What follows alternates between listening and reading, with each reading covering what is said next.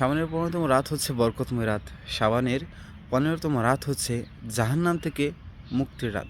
শাবানের ১৫তম রাত হচ্ছে রিজিক বন্টনের রাত। শাবানের ১৫তম রাত হচ্ছে গুনাহ মোচনের রাত। শাবানের ১৫তম রাত হচ্ছে দোয়া কবুলের রাত।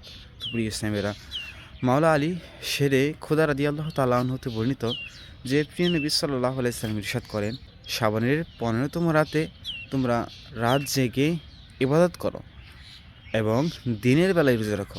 অপর এক হাদিসে পাকে বর্ণিত রয়েছে, আল্লাহ রাসূল সাল্লাল্লাহু আলাইহি সাল্লাম ইরশাদ করেন, আল্লাহ তাআলা শাবানের ১৫তম রাতে জমিনের সকলকে ক্ষমা করে দেন, কেবলমাত্র মুশরিক এবং শত্রুতা পোষণকারী ব্যতীত। আলহামদুলিল্লাহ, আমরা মুসলমান রয়েছি।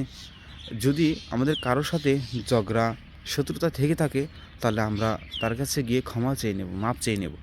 ইনশাআল্লাহ আমরা এই রাতে সারা রাত ইবাদত করার চেষ্টা করব এবং দিনের বেলায় রোজা রাখার চেষ্টা করব। আল্লাহ তাআলা আমাদেরকে শাবানের ১৫তম রাতে বেশি পরিমাণে ইবাদত করার তৌফিক দান করুক।